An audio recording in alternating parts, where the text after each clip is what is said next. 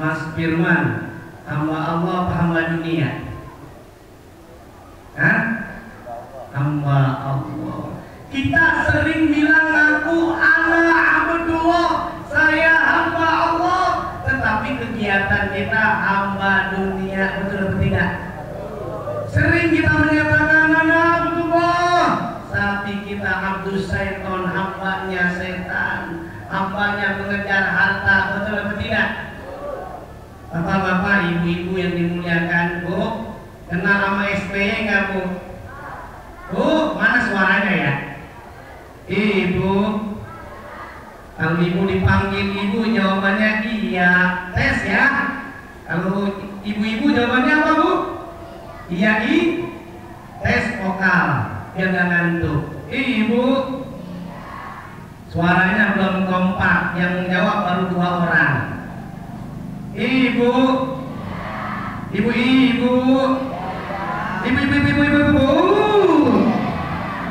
Enak Ustaz ngerjain nenek. Bapak-bapak, ibu-ibu yang dimuliakan oleh Allah, ibu tadi saya tanya, ibu kenal dengan SPY tidak? Ngaku. Sekarang saya tanya, kan ibu ngaku kenal SPY, SPY kenal ibu enggak? Kasihan deh. Sama halnya dengan kita ngaku sebagai hamba Allah, tapi belum tentu kita diyakini, dikenal, karena kita tidak beribadah kepada Allah Subhanahu. Kalau abdun, hamba, terjemahannya itu budak. Nama lain dari abdun, pembantu. Nama lainnya lain apa lagi? Pembantu jongos. Karena nggak jongos. Apa lagi? Yaitu pokoknya pelayan, itu yang namanya abdun. Kalau Pak Kepala Desa, Pak Firman, mau beli apa namanya nasi padang, manggil ajudannya, namanya siapa? Pak Firman. Yang namanya Pak Amin misalkan. Sombong katanya. Oke. Atau terbaliklah, saya ajudannya. Pak Firman manggil, Zen, sini, beli apa namanya nasi padang. Rupanya saya lagi asik, lagi main catur, ya Pak. Kira-kira nyariin nggak tuh Pak Firman?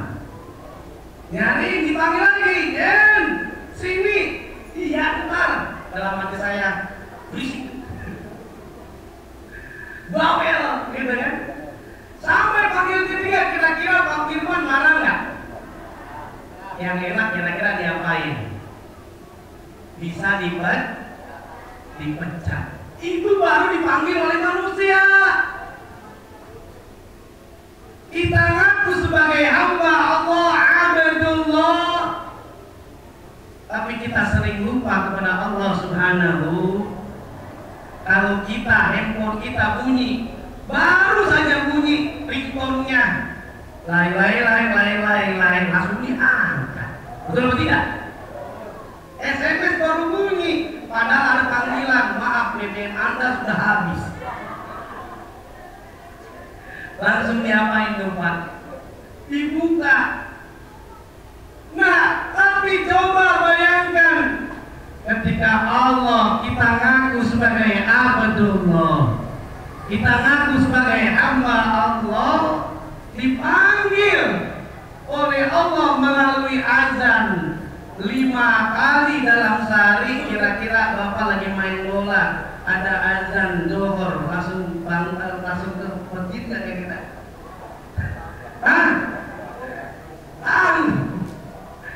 Masya Allah, harapannya. Karena kenapa Rasulullah menyatakan yang pertama kali dihisab, yang pertama kali nanti dimintai pertanggungjawaban oleh Allah seluruh amal perbuatan kita, bukan zakat kita yang ditanya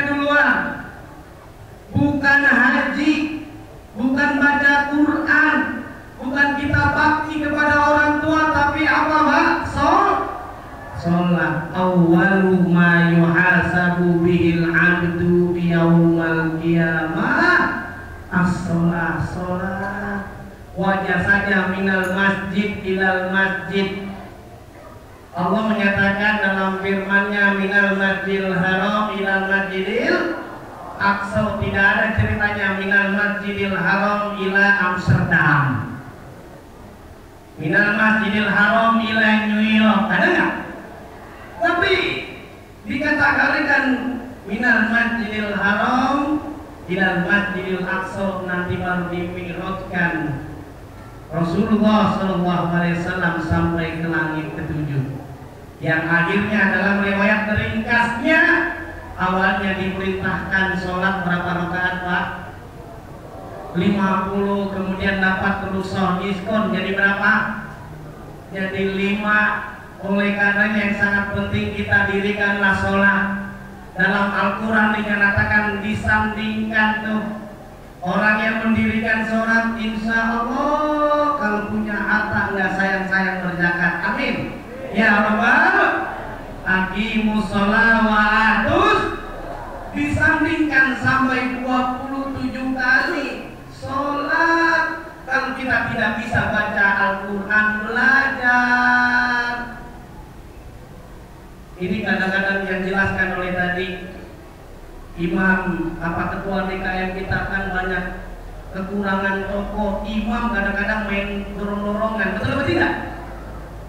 Akhirnya karena tidak ada yang siap jadi imam, akhirnya kita bisa lihat imam hafalnya kulhu sama kuliah. Karena kulhu sama kuliah, akhirnya anak-anak kecil bilang pasti imamnya ini imam kulhu. Kuliah, kulhu, kuliah. Akhirnya kedengeran sama imam, gua ganti ton. Bacanya surah Al-Kausar. Setelah Al-Fatihah, Bismillahirrahmanirrahim.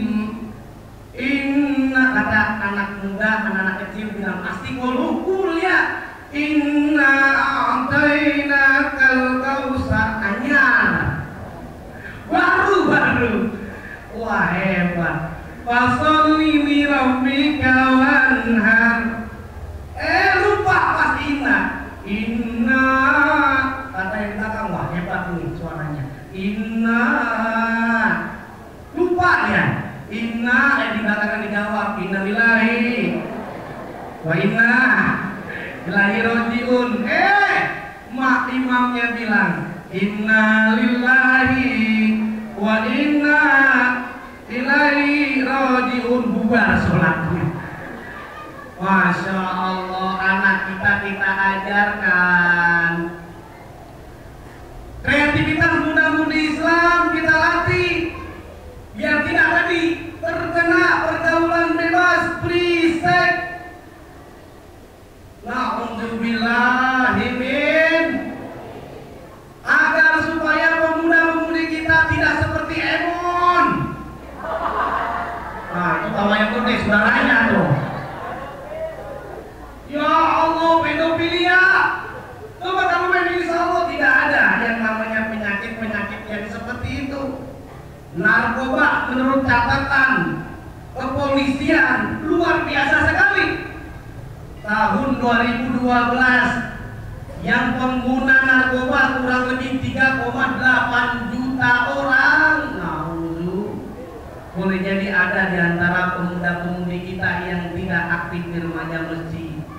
Untuk tahun 2013 5 juta orang pengguna narkoba. Yang prisek juga sama, karena akidahnya tidak kuat. Akhirnya gara-gara sering nonton sinetron pacaran, SD pacaran. Betul nggak? SMP pegang-pegangan, SMA, Masya Allah, yang akhirnya MBA. Apa itu MBA? Married by accident. Orang nggak nikah, akhirnya lahir. Akhirnya ada yang bilang orang zaman sekarang hebat-hebat. Nikah baru 2 hari lahiran.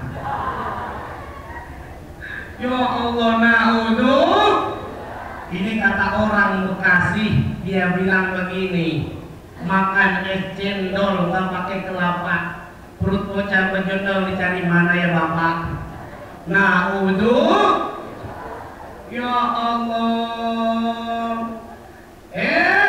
Ada pantun. Makan ikan asin kakinya borok-borok. Anak bocah sekarang baru diriasin. Udah keluar orok. Na'udzu. Apa sebabnya hadirin hadirat? Karena adik-adik kita tidak dibentengi. Bapaknya semua mau masa bodoh aja. Yang penting anak saya sekolah. Perlu perhatian bapak-bapak, kasih sayang dari kita semuanya agar anak kita bisa selamat.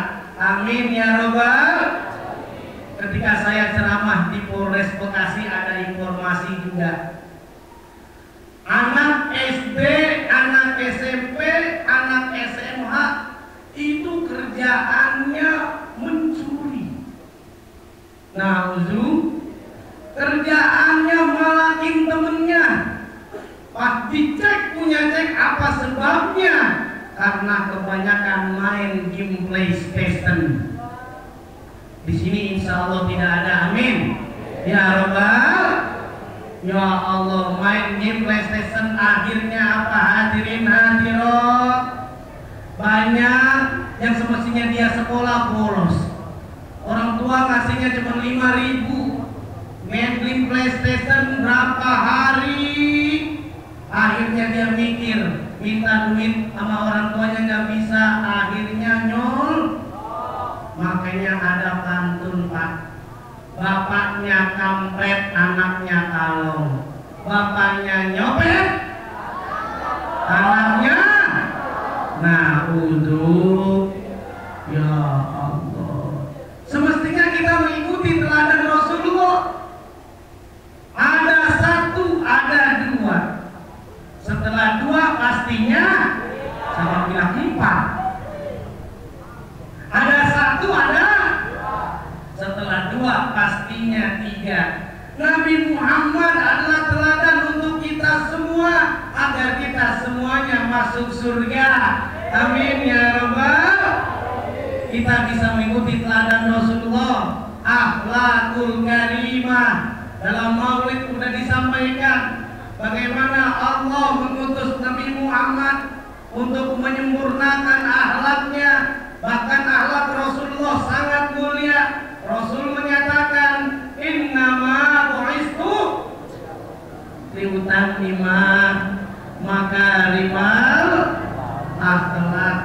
Jadi Allah mengutus Nabi Muhammad selain tak lain adalah menyempurnakan akhlakul karimah. Semoga anak-anak kita semuanya insya Allah akhlaknya baik. Amin ya Rabbal. Tidak lupa mengerjakan sholat. Amin ya Rabbal. Makanya sungguh indah rasanya mengerjakan